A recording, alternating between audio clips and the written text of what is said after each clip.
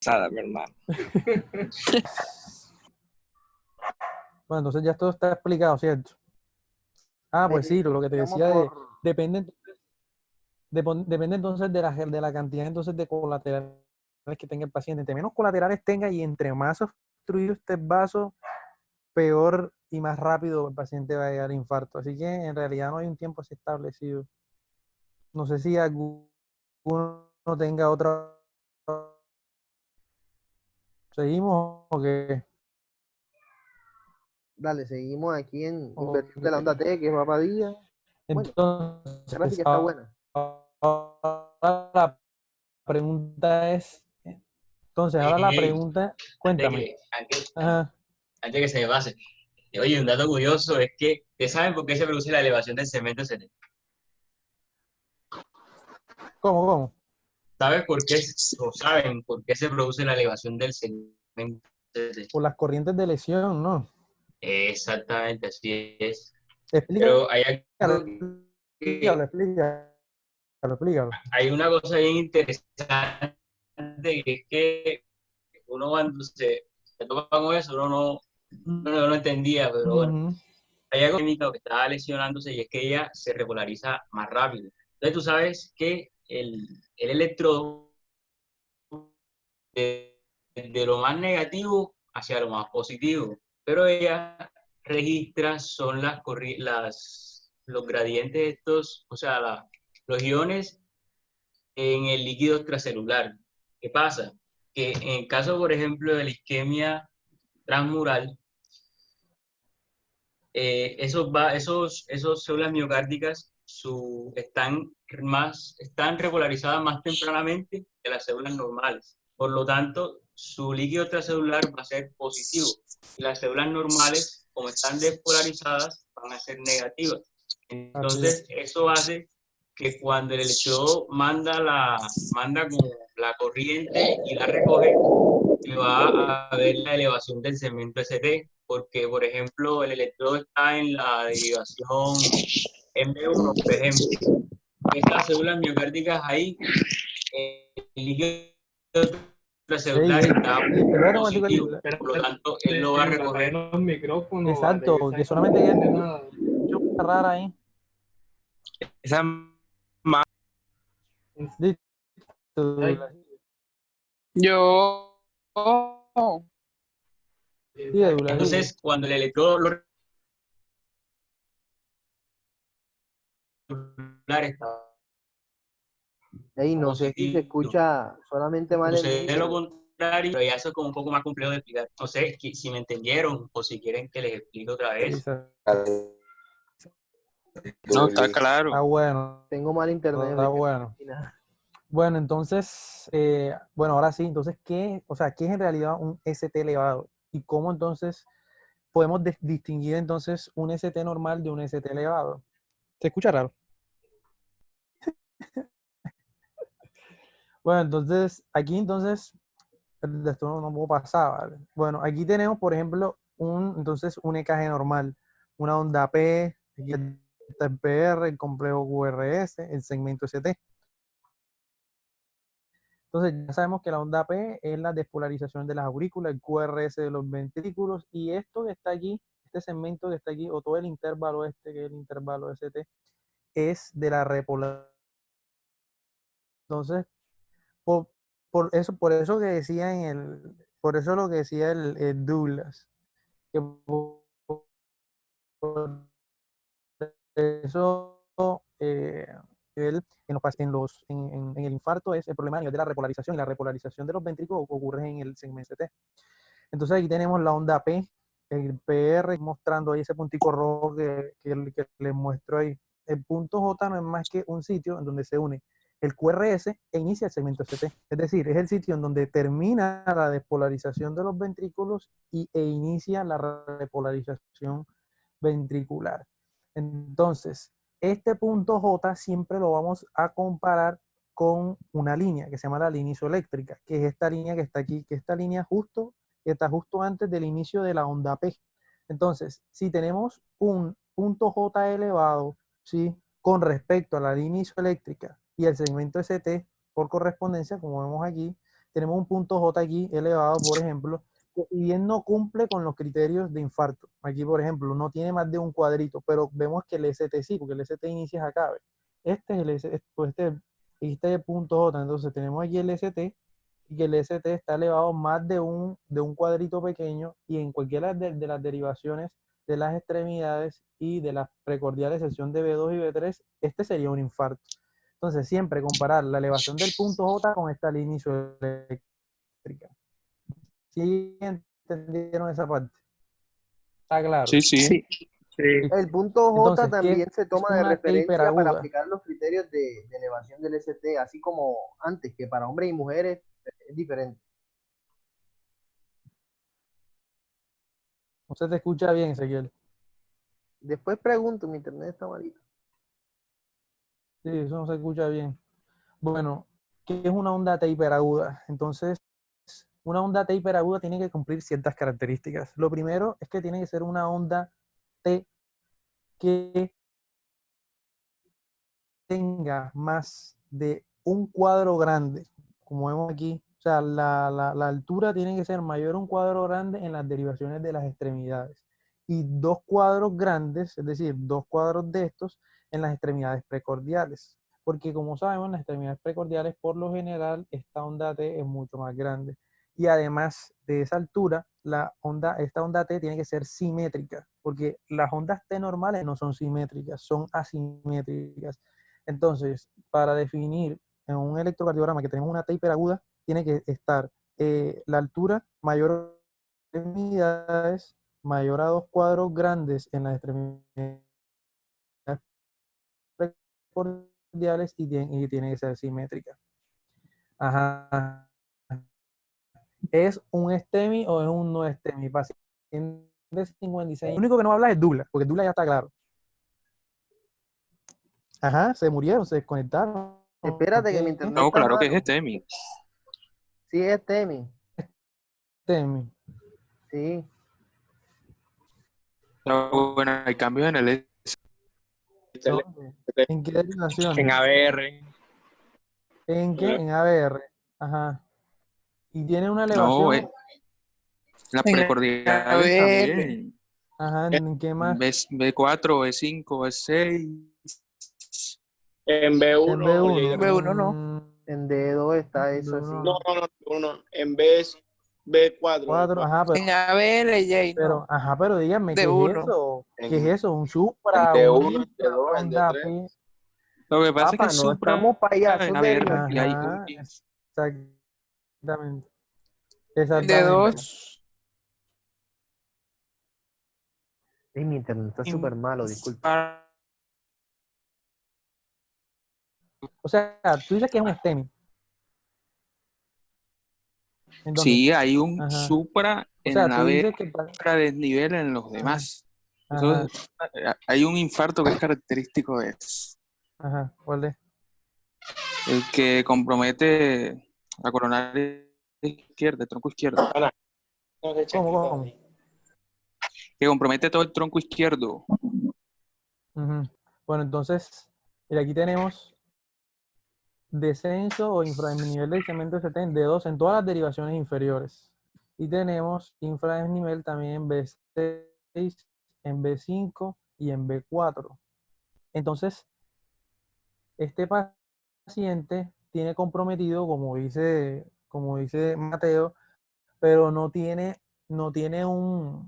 como tal, no tiene un STEMI, sino un no STEMI, porque este ABR positivo, o sea, este ABR con elevación del segmento ST es un cambio pero en espejo, porque están comprometidas estas que están acá, que son las derivaciones laterales. Entonces, siempre que nosotros tengamos un infradesnivel, hay que buscar el supradesnivel y hay que saber si el supradesnivel es un cambio en espejo o en realidad Es es un un cambio de supradesnivel de un espejo. infarto o elevación del ST. Entonces, ¿cómo saldríamos de duda? Bueno, ahora, ¿cómo saldríamos de duda? Tendríamos que hacer las derivaciones derechas para ver si en realidad es un infarto de la coronaria derecha. Pero como les digo, este es un no STEMI porque el paciente tiene infradesnivel. Y recordemos que el infradesnivel es una isquemia, perdón, una lesión. Nos indica lesión y no, o sea, nos indica lesión y por lo tanto, como no es elevación, nos indica que el paciente tiene un no STEMI. ¿Sí entendieron esa parte? Lo que decía Mateo, yo aquí, bueno, según lo que pude estudiar, hay dos cosas que uno siempre tiene que temer y es a este infarto, marica. Esta vaina es Sí, grave es porque catastrófico, Sí, porque es del tronco, sí, porque es del este es tronco, multivaso. exactamente. Porque, pues si se dan cuenta, mira, tiene afectadas todas las coronarias, perdón, tiene afectadas todas las derivaciones laterales, que son B5 y B6. Y tiene también las inferiores. Y tiene también las inferiores y probablemente también tenga, bueno, esto sí no lo puedo confirmar porque no se ve, pero aquí también tiene un infradesnivel, por ejemplo, en B3, si lo ven aquí, un infradesnivel en B3. Y que lo más probable es que en este paciente, entonces, como dice Mateo, tiene un bloqueo ahí en el tronco de la coronaria izquierda, pero que no es completo, ¿ya? El bloqueo no es completo, sino que es parcial. Y como Sí, saben man. ustedes eso, ¿eh? Y además, mírale la línea de base de las derivaciones, que está bien raro esa vaina, parece como Exactamente. un FA, pero no sé, la verdad. Ah, tú dirías una fibrilación, no, pero el ritmo, si te das cuenta, es No, yo con regular. SCT no Así pienso que fibrilación. Sí, es ritmo regular. no, yo con ese T enseguida, ¿cómo? O sea, si tiene elevación del ST, pero el ritmo es regular. No, este paciente no tiene elevación o sea, en una sola derivación, ABR, pero es un cambio en espejo, ya. Lo que aquí nos debe importar son los infradesniveles, porque vemos que, mira, todas estas derivaciones contiguas están comprometidas, y estas que están aquí también están comprometidas. Ahora vamos a ver que son las derivaciones bueno, de hecho, vamos a verlas enseguida, para que no se enrede. Aquí, ¿cómo podemos distinguir cuál es la arteria comprometida en un infarto? La forma entonces es que, bueno, reconozcamos y ¿cómo es que? Y recordemos la anatomía de las coronarias. Entonces, esta sería la coronaria derecha, que nace aquí de la aorta, de las valvas de la aorta. Entonces, esta va a irrigar todo lo que es ventrículo derecho, la aurícula derecha y da ramas también para el nodo sinusal y el nodo AB. Y además, en el 80% de los casos da una rama que es la descendente posterior, que irriga a lo que es la zona diafragmática o posterior del ventrículo izquierdo. Y esta que está aquí, que es la coronaria izquierda, tiene dos ramitas principales, que son la circunfleja, que es esta que está acá, que vemos acá, y es la descendente anterior. La descendente anterior irriga todo lo que es la parte anterior del ventrículo izquierdo, y la circunfleja es la parte lateral del ventrículo izquierdo. En un 20% de los casos, la descendente posterior nace de la circunfleja, y en el 80% de los casos nace en la coronaria derecha. Entonces, esto aquí también nos muestra, aquí tenemos, por ejemplo, el ventrículo derecho. Entonces, toda la zona en azul es irrigada. Cuéntame. Ezequiel está preguntando qué es un cambio en espejo. Ya, ahora vamos para allá, no te preocupes. Entonces, este ventrículo derecho, entonces, todo esto que vemos en azul, está irrigado por la coronaria derecha. Entonces, el tercio posterior del septum interventricular por la coronaria derecha. La parte posterior del ventrículo izquierdo también por la coronaria derecha, en el 60% de los casos. Y esta, que es la coronaria izquierda, que da su rama, que es la descendente anterior, irriga toda la parte anterior y los 2/3 anteriores del septum y la pared lateral. Y vuelvo y le repito, un 20% la circunfleja nace de la coronaria izquierda, de la circunfleja específicamente. Entonces, ¿cómo lo vemos eso o cómo reconocemos eso en el electrocardiograma? Muy importante son entonces tener las derivaciones y entender las derivaciones. Entonces, recordemos que la derivación B1 y B2, aquí dice derecha, pero más que todo es B1 y B2 es septal, aquí del septum interventricular. B1 y B2 septum. B3 y B4 son las llamadas derivaciones anteriores, pero anteriores ¿de qué? Del ventrículo izquierdo. Las B5 y B6 son las laterales bajas. Y ABL y D1 son las derivaciones laterales altas. Y las derivaciones inferiores son estas que están aquí. D2, D3 Bueno, y termina AB. y te cuento, man. D2, Sí, D3 y ABS. Entonces, de esta forma, vayan les voy a hacer viendo. Y Majo, María Miguel. José. Majo, Entonces, Entonces, El por internet ejemplo, se me fue ahí hace 5 minutos. ajá, María José. Ok, vale. ¿Qué Entonces, pasó, por Juan ejemplo, Carlos? si tenemos un supradesnivel del segmento ST en B3 y en B4, ¿qué arteria probablemente esté comprometida? Eh, la, la, ¿Cómo es que se llama eso? La descendente anterior, ¿no? Exactamente, la descendente anterior. Entonces, B3 y B4 ven la cara anterior. Oye, me perdí lo más importante. Pon la tabla de acá. Ahora la pongo, mija. B3 y B4, entonces son las derivaciones que me ven la descendente anterior, que es esta, que es rama de la coronaria izquierda, como vemos aquí, esta que está aquí. Entonces, mira, esta es la coronaria izquierda, da una rama que es la descendente anterior, y todo esto que está aquí, ¿qué derivación es la B2, perdón, B3 y B4? Anterior, B3 y B4. Entonces, si tenemos un infarto, por ejemplo, de las laterales, cualquiera sea lateral baja o lateral alta, ¿en qué arteria estamos pensando? La circunfleja, ¿no? Exactamente. La circunfleja, que es rama de la coronaria izquierda.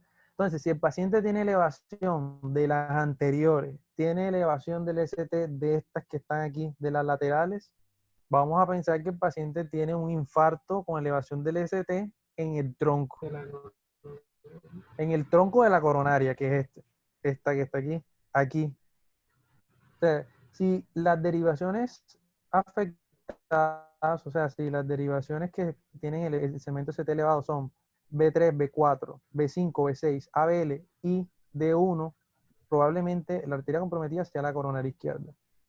Si las comprometidas son ABL y D1, la circunfleja. Y si son B3 y B4, es esta, la descendente anterior.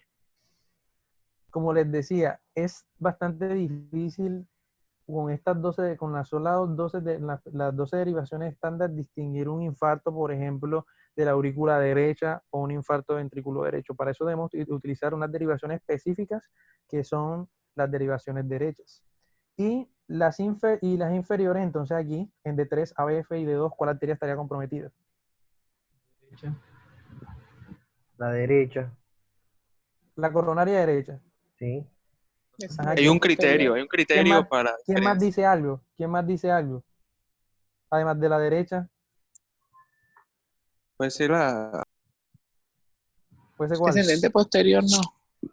No, sí, es la es, descendente posterior, pero yo pregunto, ¿es la coronaria derecha o la izquierda? es que hay unos criterios. Si el ST es más alto, más elevado en ABF que en D2, es la derecha. Eso tengo entendido. ¿Cómo Bueno, respondemos esto sin los criterios? la respuesta es cuando tenemos un segmento ST elevado en D3, ABF y D2 puede estar comprometida la coronaria derecha o la coronaria izquierda. ¿Cómo sabemos nosotros cuál de las dos es? De la siguiente forma.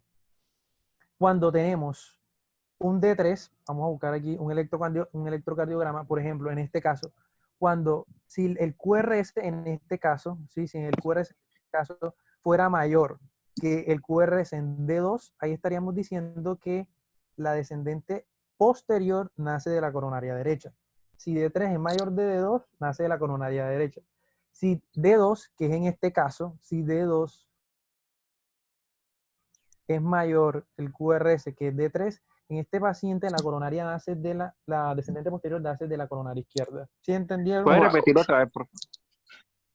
Bueno, cuando tenemos entonces supradesnivel del segmento ST en D2, en D3 y en ABF, que son las derivaciones inferiores, perdón, son las derivaciones inferiores, nosotros podemos tener un infarto, perdón, podemos tener comprometida la coronaria derecha y la coronaria izquierda. ¿Cómo sabemos eso? Además de los otros cambios electrocardiográficos.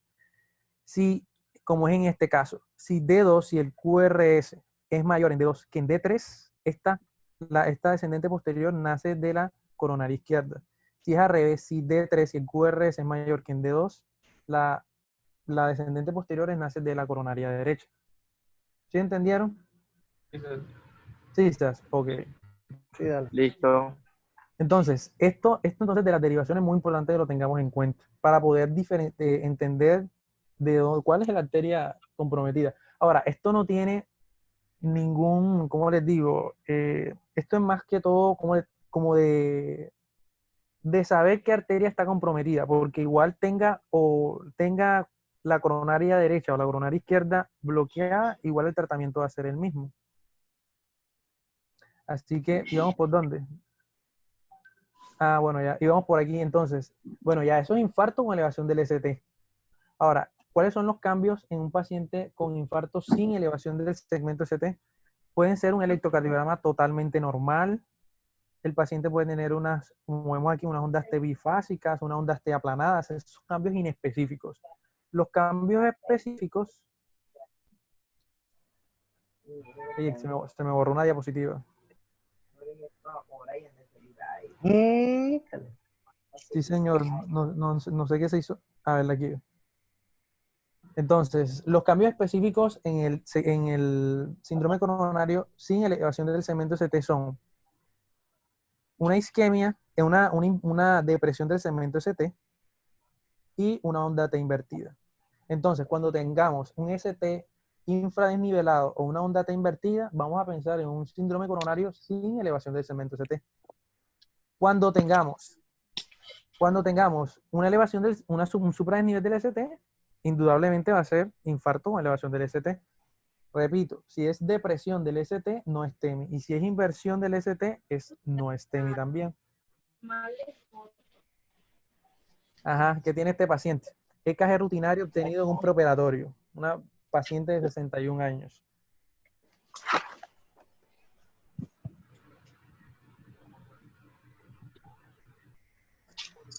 Primero, ¿tiene o no elevación del segmento ST?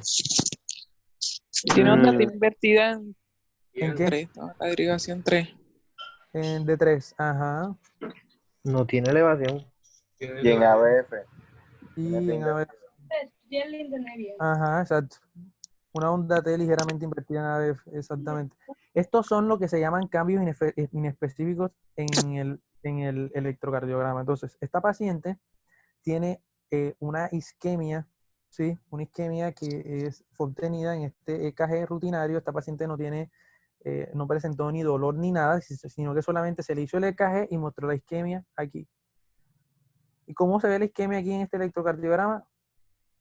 Por cambios inespecíficos en la onda T. Entonces, son ondas T invertidas, ¿sí? Onda T invertida. Y de hecho, aquí en D2, ¿qué ven? ¿Dónde Al está la onda T? aplanamiento. Exactamente, hay ondas T aplanadas. En B5 y en B6 también ondas Pero T creo que si se aplanadas. alcanza a ver con lupa la derivación de 2, en realidad no está aplanada, está un poquito más bajo que la línea eléctrica.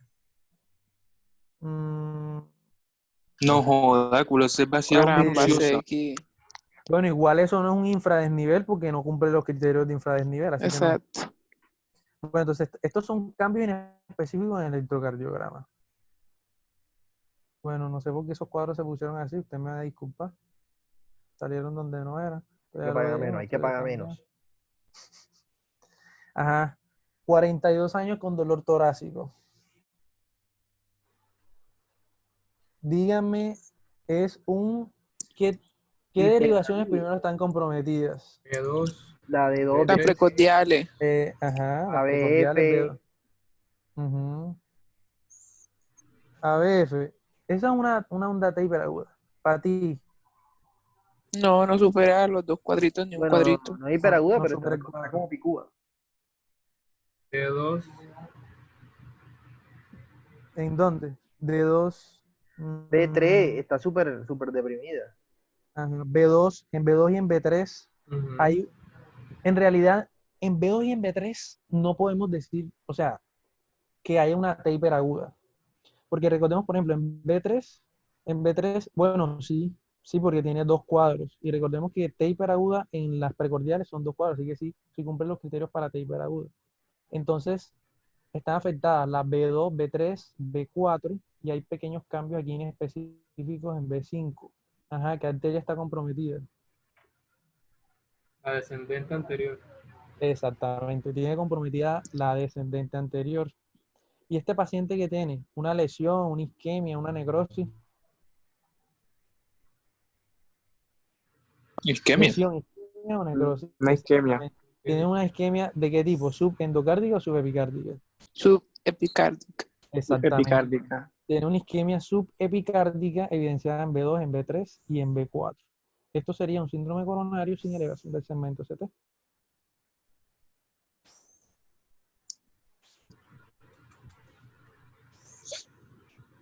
Ah, y otra cosa, mira, estas ondas T invertidas en las laterales. Esos son más que todo cambios en espejo, lo que preguntaba el Ezequiel. Bueno, mira, ese tema de cambio en espejo es un poco complicado. La verdad es que yo no sé explicarlo mucho. Yo no sé si el Douglas, como el Douglas sabe tanto de fisiopatología, él sabe explicarlo, pero en general, por ejemplo, eh, cuando hay un infarto, por ejemplo, en cara posterior, ¿cuál es la cara que está al frente? Es la cara anterior, ¿cierto? Si es posterior, la cara que está al frente sería la cara anterior. Ujú. Entonces, un cambio en espejo sería que si el paciente tiene un infarto de cara posterior con elevación del segmento ST, un cambio en espejo sería que en las derivaciones anteriores, que son las precordiales, el paciente tendría un infradesnivel del ST. Ahí más o menos me entendiste, no sé. O sea que en uno hay infradesnivel y en el otro está el Y en el supradesnivel. otro hay supradesnivel, exactamente.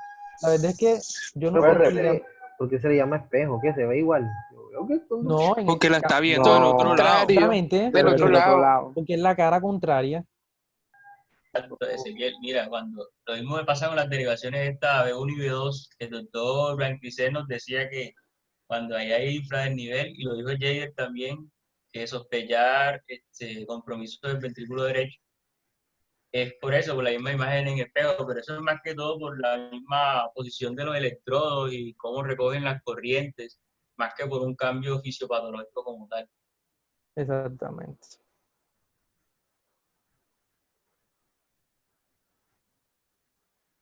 ¿Qué tiene esta paciente? Bueno, ya saben, bueno, primero, es un síndrome coronario con o sin elevación del ST.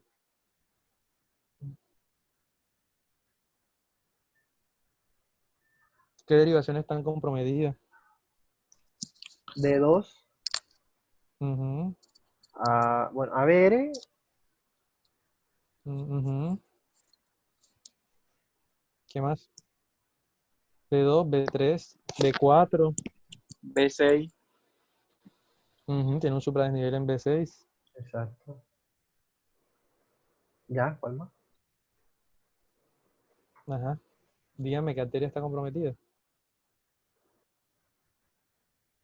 Ah, todavía no llego hasta allá. B2 y B3, ¿qué nos indica? Anterior, descendente anterior, Exacto, la cara anterior. B2 y B3, cara anterior. B6, cara lateral. Pero lateral. como vemos aquí que en B6 y B5 no cumpliría el criterio de elevación del segmento ST porque en B5 es la derivación contigua y ahí no está elevado. Así que Exacto. aquí no es. Pero las derivaciones anteriores sí tienen infradesnivel. Mira, B2, B3 y B4. Siempre que vean esto, mira, siempre que vean esto, infradesnivel en B2, en B3 y en B4, siempre hay que medir las derivaciones posteriores. Siempre hay que ver las derivaciones posteriores, Eso porque hace imagen estas espejo. B2, exactamente, porque B2, B3 y B4 en infradesnivel, porque yo no veo supradesnivel ahí en ninguna parte. Porque en este caso el paciente puede tener es un infarto de cara posterior, ¿sí? Y en B2 y en B3 y en B4 lo que se está viendo es los cambios en espejo. Por eso, siempre que veamos un infradesnivel hay que buscar el ST elevado. Si no está elevado, es importante, hagamos las derivaciones posteriores. ¿Sí entendieron eso? Solo si está en B2, B3 y B4, de Sí, resto no. exactamente. Sí, porque B2, B3 y B4 son las caras anteriores. Un aporte, incluso yo leí varias partes que aconsejan de rutina las posteriores Sí, sí, para evitar exactamente. estas cosas. Exactamente. Así es. Así Sí, es. el doctor Blanquiceno habló también de la B1 y B2, si mal no estoy. ¿De qué? En B1 y B2. En B1 y B2. Sí, porque B1, o sea, B1 y B2 en teoría sería también coronaria, pero eh, pero yo leí por ahí que más que todo en B2, B3 y B4. Igual Igual si está comprometida B2 y B3, ya tú sabes que ahí cumple los criterios de infradesnivel porque son dos derivaciones contiguas, así que hay que pedirla de todas formas.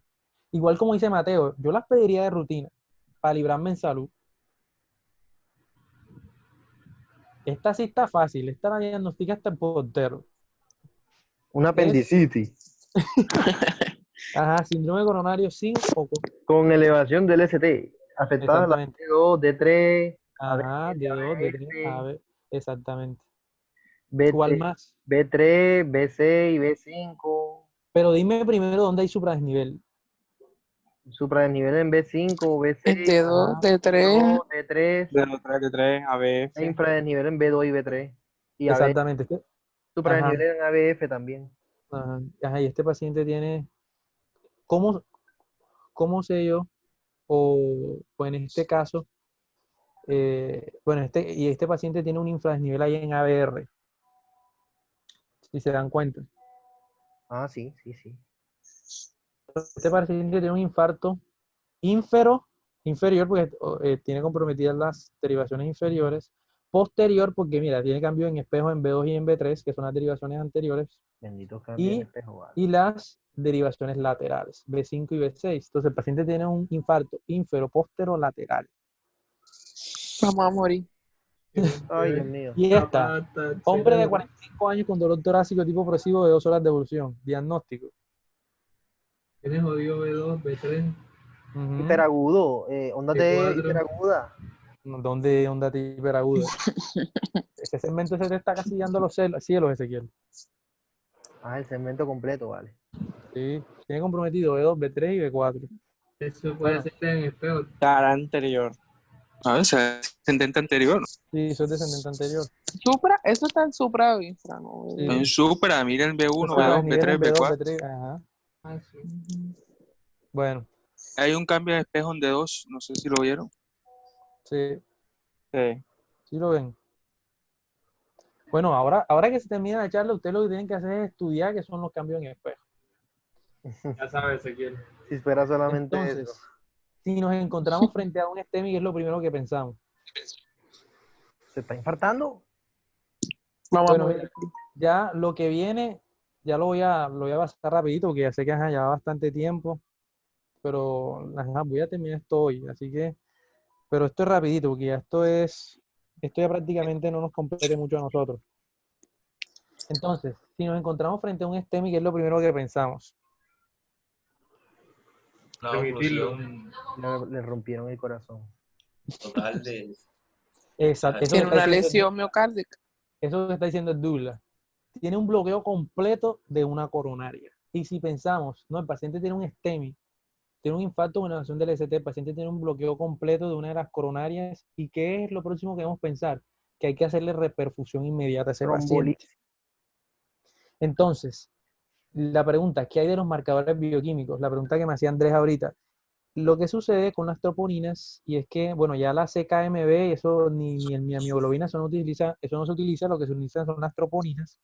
Entonces, lo que sucede y el problema de las troponinas es que tienen una baja sensibilidad cuando el infarto está empezando. Entonces, en las etapas tempranas, precoces del infarto, probablemente si le hacemos al paciente unas troponinas van a estar negativas, a menos que estemos en un hospital que tiene unas troponinas que se llaman troponinas altamente sensibles, que son capaces de detectar pequeñas elevaciones de las troponinas. Entonces, el pico máximo de las troponinas es aproximadamente entre las 12 y las 14 horas, como vemos aquí. Esto es de troponinas, 12, 14 horas. Y la importancia de las troponinas es que estas pueden estar elevadas o permanecer elevadas por mucho tiempo. En el caso, por ejemplo, la troponina I puede estar elevada hasta 7 días y la troponina T puede estar elevada hasta 10 días aproximadamente. Entonces, bueno, ya nos llegó el paciente con una clínica sugestiva de infarto con elevación o sin elevación del segmento ST. ¿Qué vamos a hacer? Entonces, lo primero, bueno, tomar el electrocardiograma. Hay que hacer una anamnesis y exploración orientada a seleccionar la estrategia de tratamiento. Importante es que hay que evaluar el riesgo isquémico y hemorrágico, porque en el caso de los síndromes coronarios sin elevación del segmento ST, el tratamiento, estos pacientes, los pacientes con no STEMI, no se le puede administrar fibrinolíticos. Hay que registrar las escalas en la historia clínica y obtener los marcadores cardíacos. Entonces, en todo paciente, esta diapositiva no es mía, así que ese mono no lo puse yo, para aclarar. Entonces, La foto de Ezequiel. en todo paciente que estemos pensando Te que tiene reconociste, ¿ves? un síndrome coronario y aún no le hemos hecho electrocardiograma ni nada, recordemos siempre esta mnemotecnia, la mona. La morfina, importante que tengamos en cuenta que esta no se administra en todos los pacientes, solamente se administra en los pacientes que el dolor no se da con la administración de nitroglicerina o que tengan un dolor que no se soporte. El oxígeno solamente es administrado si la saturación es menor del 90%. La nitroglicerina sí a todos los pacientes que se sospeche que tienen un síndrome coronario. Cada 5 minutos hasta 3 dosis. Las contraindicaciones aquí están y también ASA a todos los pacientes y aquí están las dosis. Yo creo que ya se va a acabar como el tiempo. Jay, el Cuéntame, Juan. sildenafil no es un inhibidor de la fosfodiesterasa. Quizás. Por eso hay que preguntarlo. Y si los pacientes niegan mucho eso, Si lo niega, bueno, ya eso no nos completamos porque lo negó. Tienes que escribirlo en la historia clínica. Exacto, que negó el tú le uso. escribes en la historia clínica. Allá, bueno, si ya lo está utilizando, ahora uno tiene que aclararle al paciente, que sea sincero, porque imagínate. Te va a